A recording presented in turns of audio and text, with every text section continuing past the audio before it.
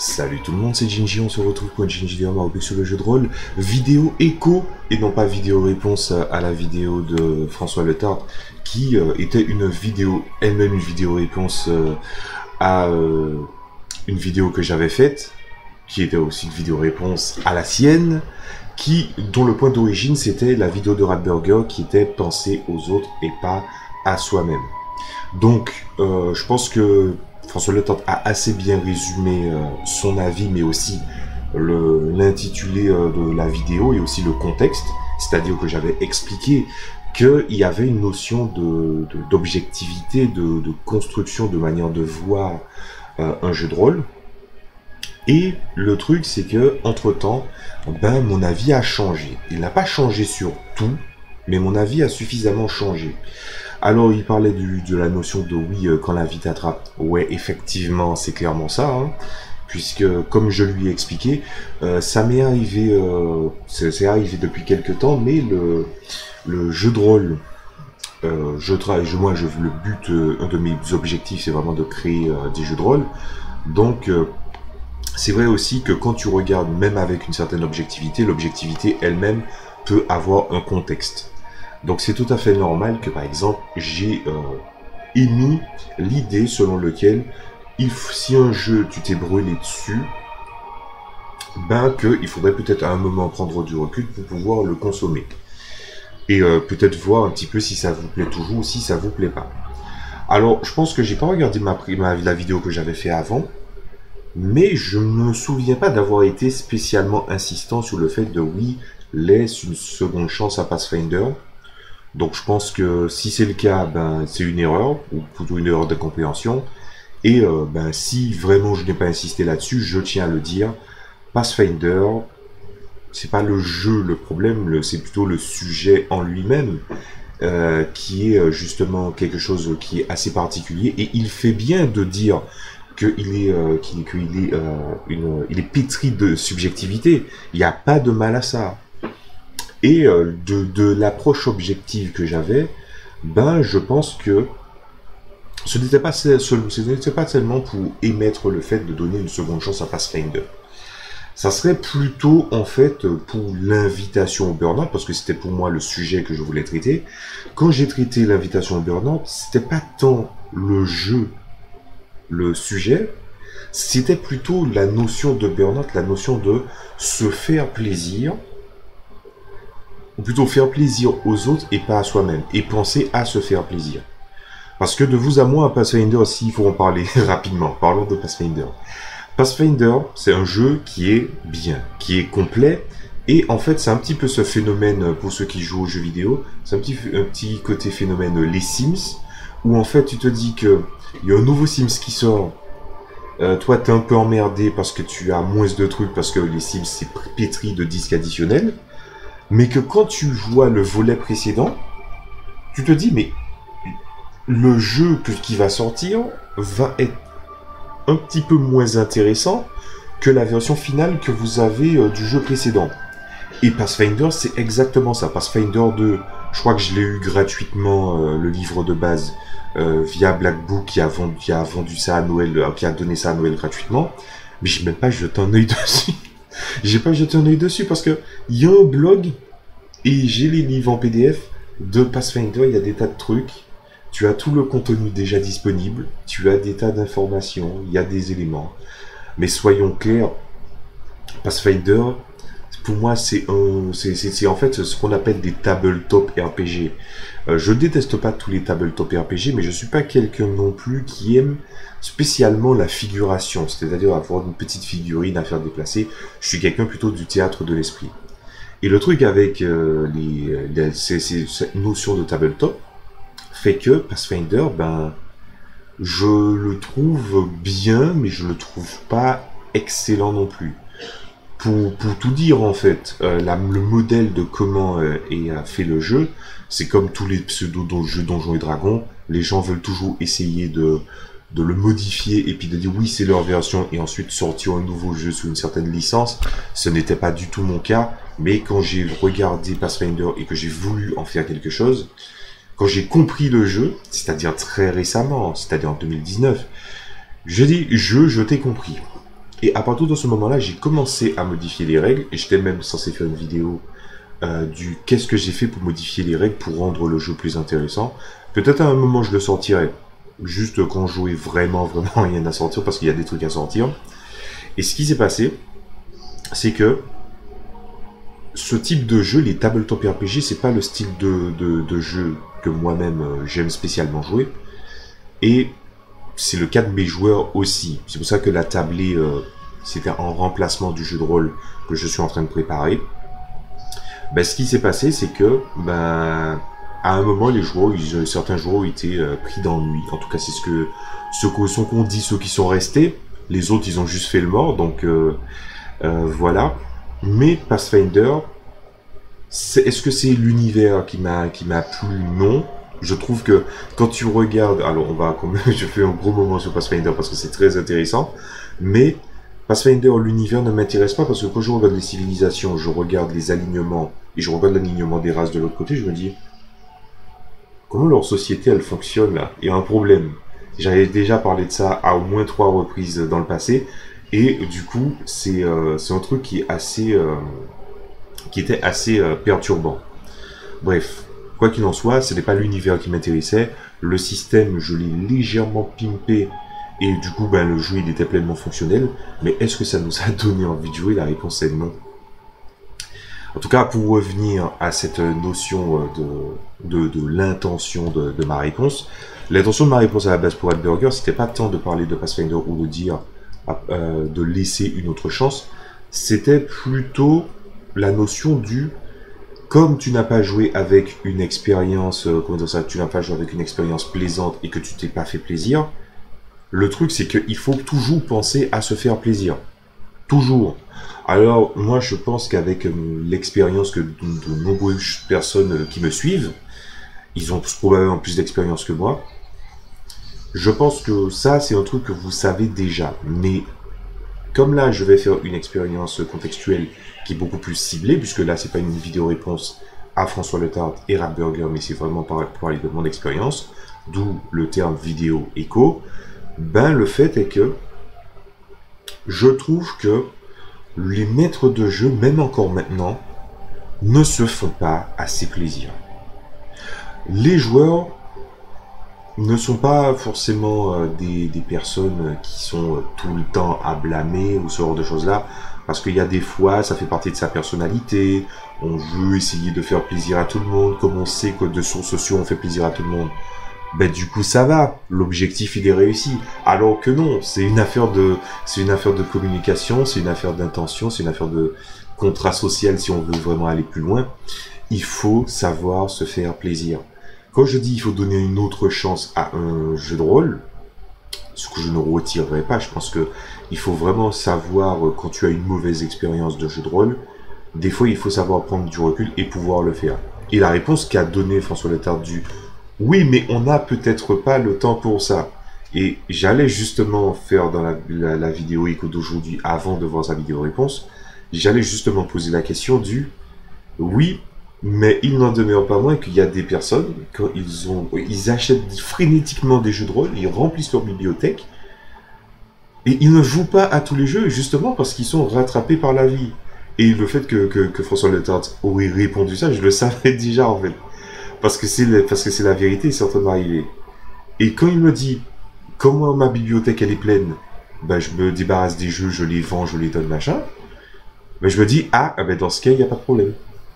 Parce qu'en fait, c'est un truc qui est particulier et c'est pour ça que je dis que ce rapport à la subjectivité qu'il a François Letarte est plutôt pertinent et que c'est pas parce que c'est subjectif que c'est faux. La simple notion de savoir que oui, tu n'as pas le temps pour ça et de passer à un autre jeu, c'est un bon move. Le nombre de fois que j'ai voulu essayer par exemple, de faire jouer Anima, par exemple, une fois on était motivé, oui, Anima, j'ai présenté le truc, c'était bien, c'était machin. Je suis bon pour vendre un jeu, et je suis très très bon pour vendre un jeu. Et puis après, j'arrive devant l'affiche avec mes joueurs, je me dis, putain, mais c'est quoi ce jeu de merde là? Ils auraient pas pu le faire plus simple. Et puis moi, je réfléchis à qu'est-ce que je fais plus simple.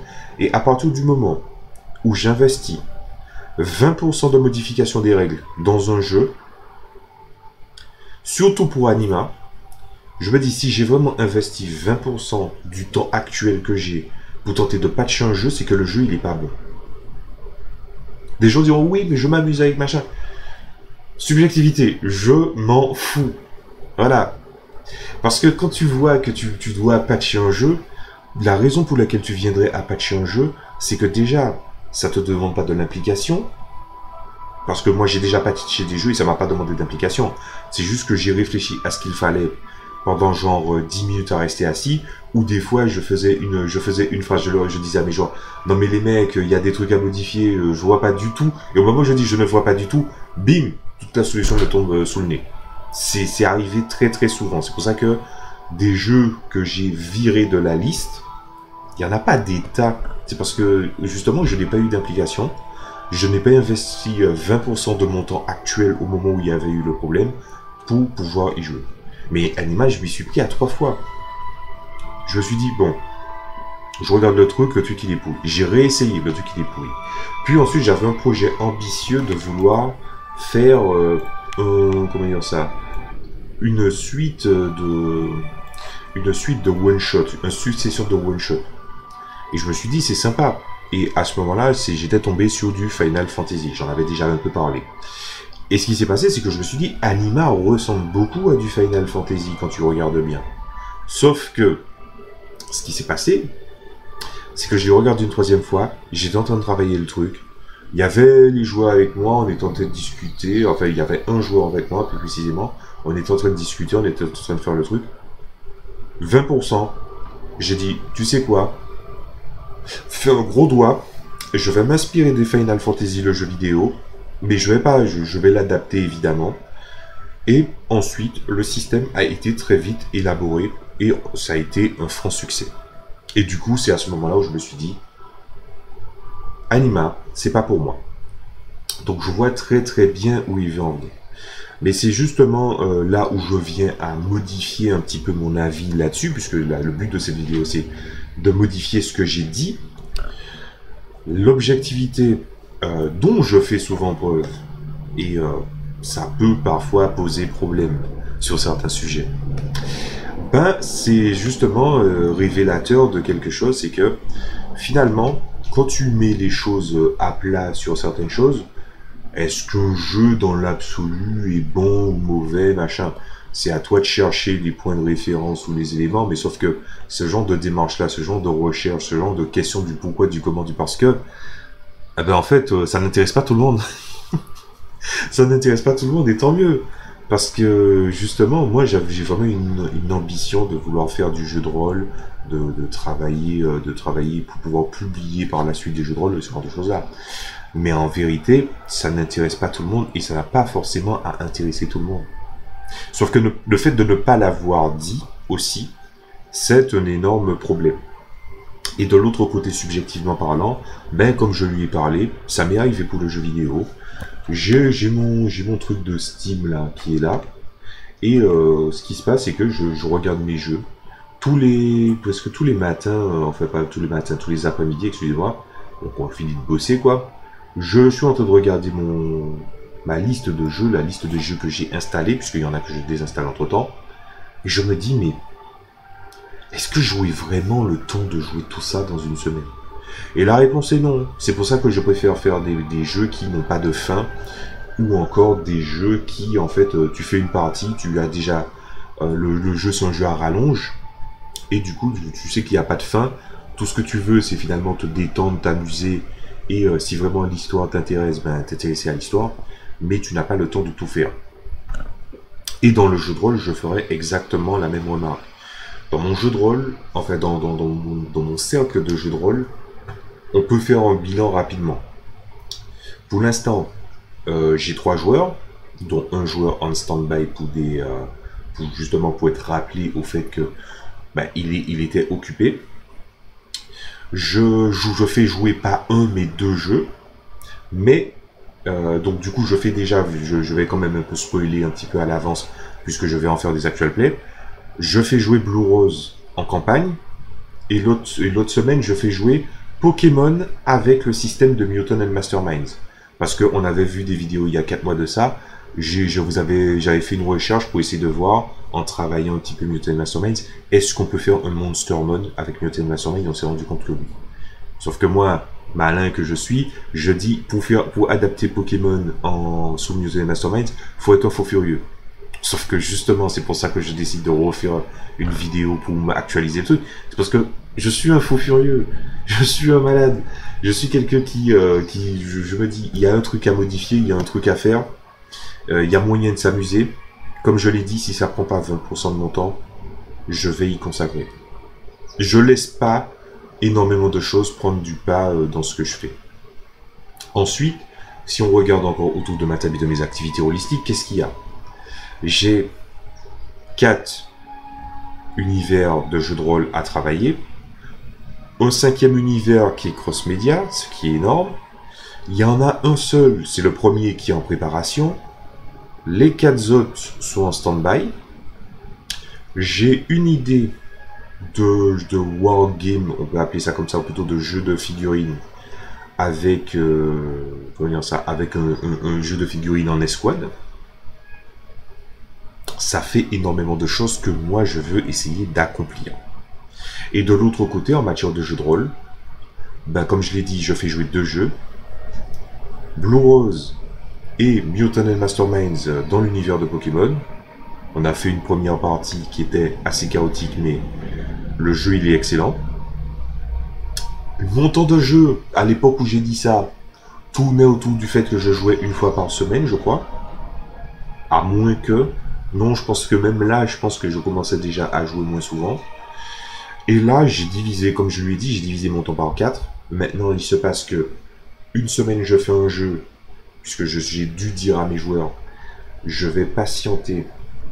En fait, je les fais patienter parce que normalement, ils aiment bien jouer au premier JDR. Il y en a, ils se disent, ouais, mais c'est quand est-ce? Et je leur ai dit très clairement, les gars, si je dois vraiment travailler le jeu dans le but de le sortir et machin, il faut pas que j'ai de nouvelles idées pour des suppléments ou des choses. On fait une pause. Sauf que ça fait déjà un petit moment que je fais une pause. Et là, je leur ai dit, dans l'absolu, on reprend en décembre. Décembre, c'est loin. Et du coup, il fallait choisir un jeu. Sauf que Blue Rose, c'est bien. Mais il y a un joueur qui a émis le fait que peut-être jouer à un jeu ou one shot exclu, ce sera pas suffisant parce qu'on aura le temps de se lasser. J'ai ajouté un deuxième jeu et ça va.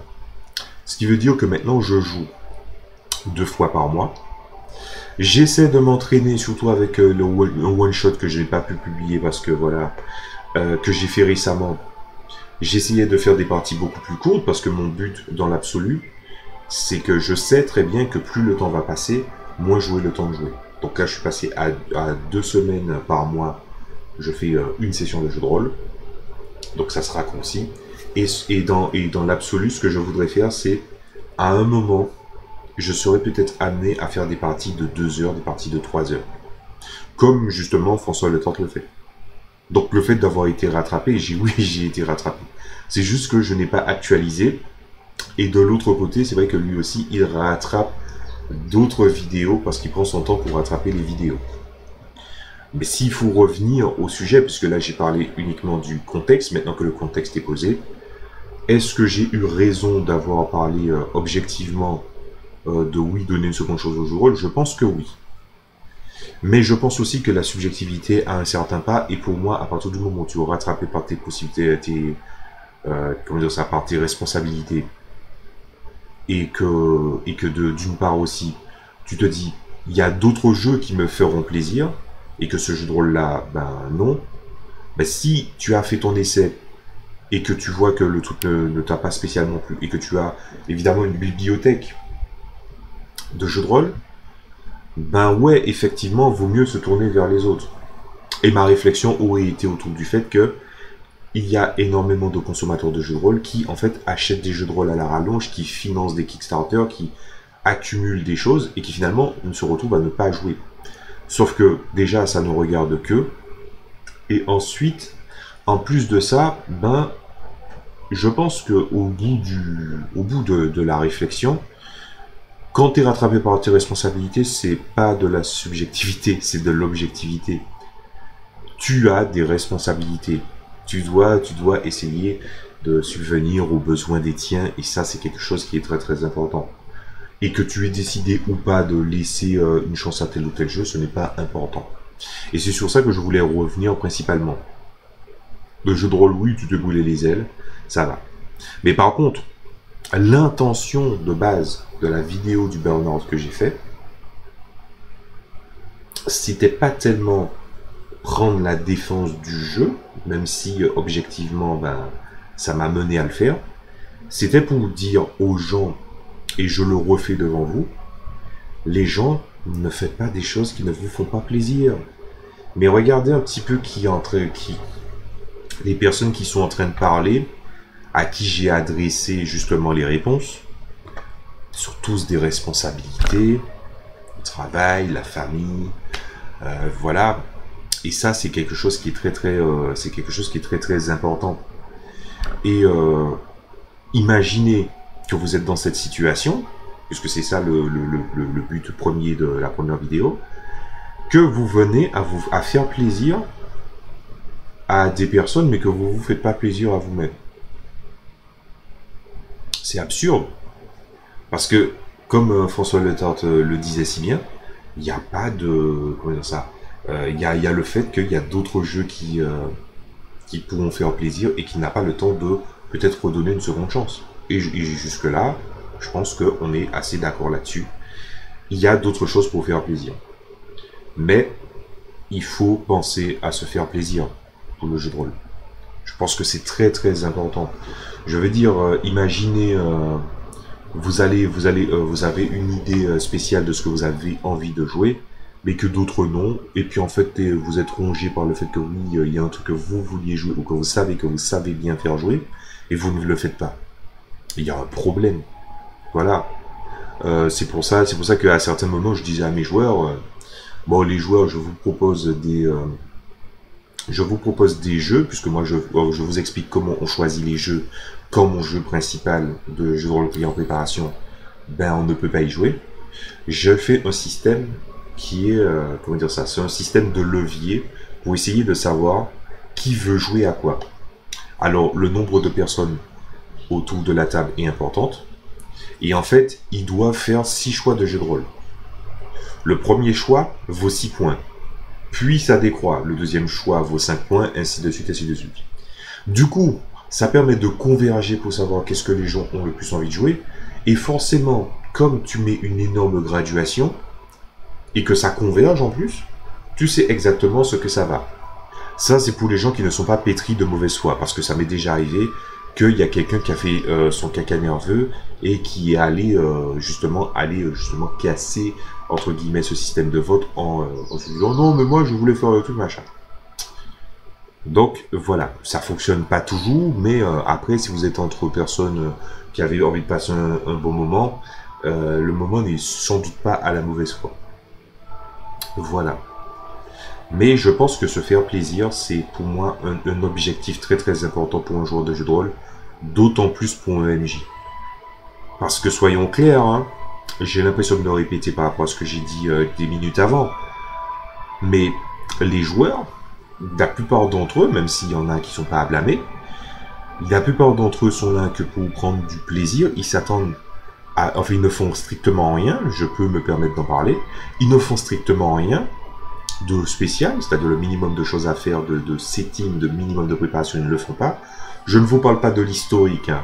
Je parle du fait que quand il y a des éléments mineurs à faire, et que c'était eux à déterminer, et que le pire, c'est que c'est eux qui posent des questions, et qu'ils ne le font pas, bah du coup, bah, les autres l'ont fait, lui ne l'a pas fait, ça fait pas chier seulement toi, ça fait chier tout le monde qui s'est décidé à casser le cul, et ça montre un manque d'implication.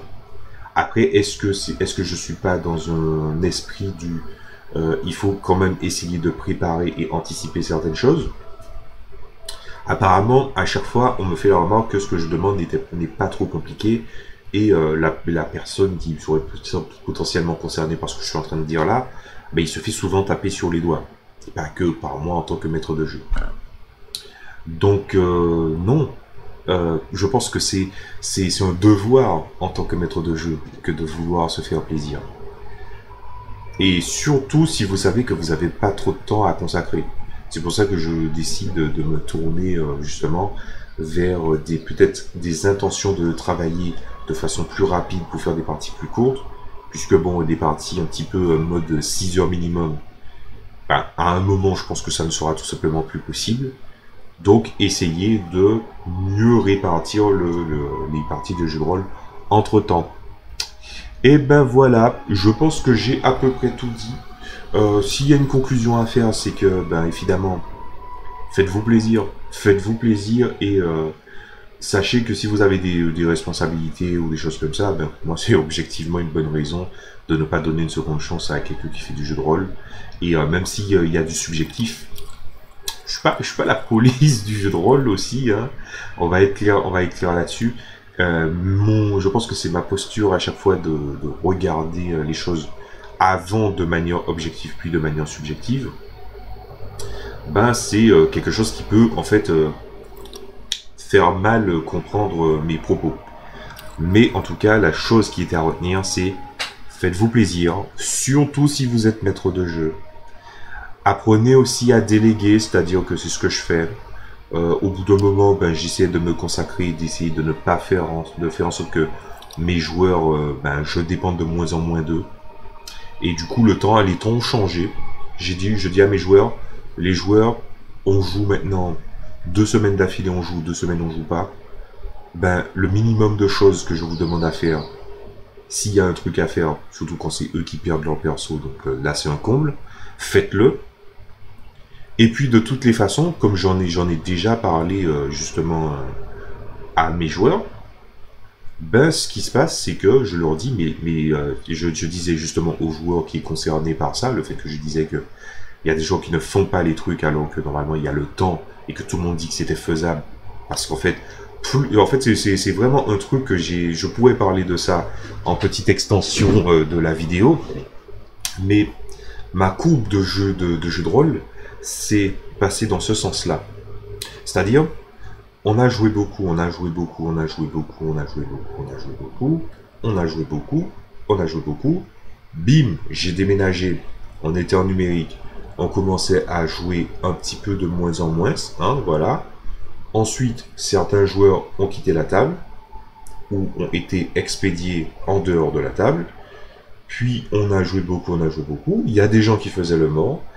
Il y avait peu de personnes, les parties étaient courtes mais les parties étaient intéressantes, ce qui ne me fait pas chier de jouer avec 2 joueurs en face, hein. Puis ensuite, le temps a changé, j'y avais commencé à avoir plus de personnes qui ne sont pas restées longtemps, et tant mieux qu'ils ne soient pas restés longtemps au passage.